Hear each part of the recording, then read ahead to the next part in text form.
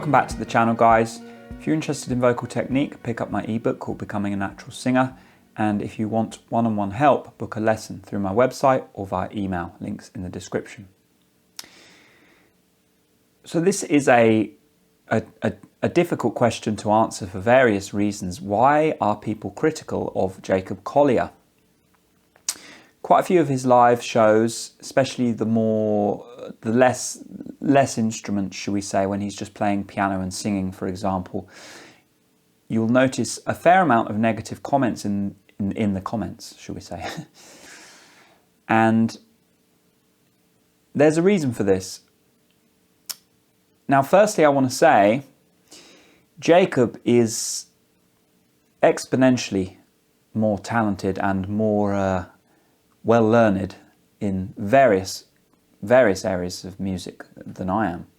Certainly a much better instrumentalist, has much better knowledge of theory, much better just broad macro level knowledge of music in general, better ear, all sorts of things. Yeah, 99% of the stuff he does is way beyond what I'm able to do. But the vocal is king, and the vocal is the issue. And I want to go into why is it that somebody like Jacob might have trouble with his singing, where most other professional singers don't. It's a complicated subject to go into, but let's just try and dig into the pragmatic reality of what we're talking about here. So, when I speak, it's flat, and what I mean by that is I'm not altering my tone. Now that's just a quirk of my regional accent. The way that people spoke where I grew up and the people I grew up around, the way they spoke was flat. Yeah, it's just There's no alteration. Now other regional accents in the UK don't have this issue, or do have an issue, but they don't have this quirk. They don't have a flat onset. You will hear it most typically in the middle classes and the upper classes. And the alteration is this. They go to this type of quality, where they raise the soft palate and they talk and sound upper class or middle class. Now to get to that accent, you have to make an alteration. The soft palate has to be raised and you have to show preference to the mouth as a resonator. I'm going from this, which is a split, which is and to just this, which is no split. You can hear very little in this sound. So the foundation a singer has to build from starts with the speaking voice. And if that speaking voice has been altered and manipulated due to a regional accent from a young age, it's typically harder to get to neutral placement. Now on top of that, there's another issue. And the other issue is, if we learn too much too quickly, we tend to take shortcuts. And this is very, very true with the voice. And what tends to happen with people who are multi-instrumentalists, people who have a lot to take on very quickly, is they have to make compromises here and there. Now, depending on the choices they make, the compromises they make, you're going to get a different outcome. So you'll tend to find that musicians who specialize more and diversify their skill set less tend to have a higher ceiling in the speciality. And what I mean by that is somebody who just plays violin is going to be better at violin than somebody who plays drums, piano, and violin. That's because we only have a certain amount of time and we only have a certain amount of spread in knowledge that we can accumulate. So if everything is very focused, we tend to specialize and get better at one thing. If everything is more broadly focused, we tend to be a jack of all trades and more likely to be a master of none. And that is some of the problem that Jacob has, is that he's so good at everything that he's had to make compromises in certain areas he may not be aware of. And I would say that area is the voice, the vocal. Now he's got a few things working against him. Like I've mentioned, he's got this regional accent that puts everything here and alters the neutral position. And he's taken a hell of a lot on from a young age, which has led to some degree of compromise in the vocal. Now, on top of that, when he's learned to sing from that platform, he's probably been told, open the throat. You don't want to feel any tension. Keep the soft palate raised, which reinforces the bad speaking platform he had to start with. So everything he's learned from that platform has this alteration. And if you've got that manipulation in there, what you're actually doing ultimately is you are diminishing the overtones in the sound.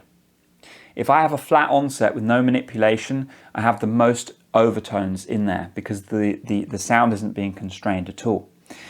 The more I manipulate, the more I raise and move things around, whether it's playing around with the larynx too much, whether it's this raised position of the soft palate, the more I manipulate to get to that basic sound, the more I dull and deaden the overtones.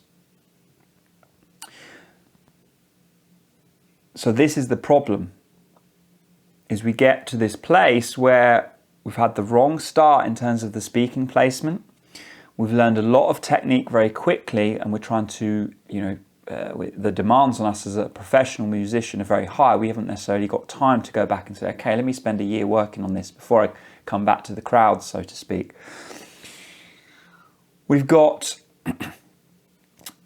poor instruction or poor general knowledge in the population about the voice in general, reinforcing this bad placement of the sound and encouraging the diminishing overtones that this manipulation leads to. And you end up with a dull sound, a sound that just lacks some quality. Now, most people won't be able to articulate it in this way. They'll be like, yeah, I'm just not a fan of his voice. Some people will love his voice, regardless of how much or how little of this stuff I'm talking about is real. But you'll tend to notice that you get a higher percentage of people saying, he's a great musician, amazing, generational musician, but I just don't connect with him. I'm not sure why. And that's what you tend to get when you have this diminished overtones in the sound and you have this manipulation in the onset. It just doesn't connect with people as easily. It feels like there's a wall between him and the listener a lot more. So how do we solve this problem? How would he get out of this? Well, it would take work. It would take time, and it would take a foundational shift in his approach. This is not an easy problem to solve. Actually, one of the hardest I've seen in terms of, how would you fix Jacob Collier's voice? Well, it's tough. But the start would be getting him to place the sound neutrally without manipulation. And this is going to be tricky. You spent your whole life talking here and you're very used to lifting that soft palate and talking in this way. When you come back to a flat placement, it's going to feel alien. It's going to feel like, oh my God, I'm letting go of handrails. I cannot do that at first. But the simplest way to get to that spot is mouth closed on a hum, because you can't help. It's very hard. If there's no air in the mouth, you can't adjust that position in this way. You have to have a split. So you do things like the squeaky door with the mouth closed, no air in the mouth, starting to get him used to allowing the sound to go back there and saying to him, it's okay for some of the sound to go back there. It's not going to sound quote unquote nasal. Now it will sound more nasal than a dull, deadened sound, but we're talking relatively here, we're talking proportionately here. Whilst we don't want to sound necessarily like Bob Dylan, which is leaning too much towards the pharynx, we don't want that dull, overtoneless sound where everything is here and it just sounds odd. And we get back to that through trying to discover that neutral placement, trying to rediscover it, trying to find, okay, I don't have to adjust. I don't have to adjust to make the sound. From there, you can get that speaking range on a flat position. You start extending that up. You start getting the voice used to a split of resonance throughout the range and getting used to leaving that position alone to a certain degree. gradually get more balance back in there. Now, there's also a little bit of outer tension here and there. That's something that will generally get a lot better once there's a split and once he's isolating those muscles like we talk about on this channel. Once he is really getting back to a very simple foundation of how do I produce sound without manipulation. Things will start fixing themselves. But that foundational change will be a challenge for sure. Could he make it? Yes. Might take a year, might take 2 years, might take 3 years. It'll be a tough change, a tough adjustment to make, even as a young adult. But will he is the answer. The answer is more than likely not. He's not going to find some, freak on YouTube like me. He's not going to find a coach in the orthodoxy that will help, because none of them are going to talk about this. And so if he does go looking for help, typically he's going to find help that's not going to help, and it will cost him a lot of money to do that. So he will more than likely end up stuck, unfortunately, without making this adjustment. The frustrating thing about Jacob Collier, and the reason I'm making this video in all honesty, is he could be a generational talent. He could be a musician that really sets the bar for what's possible for somebody who starts at a young age and learns the right way. But without this adjustment, he will never quite get there. No matter how many instruments he masters, no matter how much work he puts in, without being able to make sound in an unaltered way, he'll never get there. Now, the irony is one of his favourite singers is a guy called Bobby McFerrin. He sings completely flat, no manipulation at all. And you listen to that sound, it's rich, it's got personality, it's unique. All of that is due to those lovely overtones that come out when you don't have this altered position as your starting point.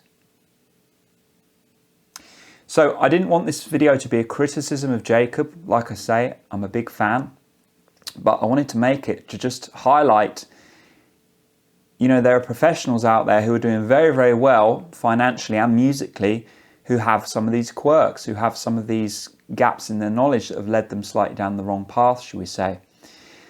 And the question of fixing it can be tough. It can be tough to deal with some of these realities. It can be tough to deal with, I'm so good at all of this, but I've got a weakness here that I didn't know about and I didn't notice, and it's kind of holding me back. People aren't connecting with me as much as they could be because of just some simple thing that I missed when I was learning this. It's tough, for sure. You see a load of other singers who make this connection. Like I said, they are 10% of the musician that Jacob is. They can just play a few chords and sing, but they will connect with audiences more than him because of this reason. It's food for thought, guys. Let me know in the comments what you think. Let me know if you're a fan of Jacob, what you think of these ideas that I've put forward today. And like I said, nothing but love here, nothing but support, really. Outside of that, you might have the children. I've got a nursery next door. Subscribe, thumbs up, all that good stuff. I'll see you next week. Take care. Goodbye.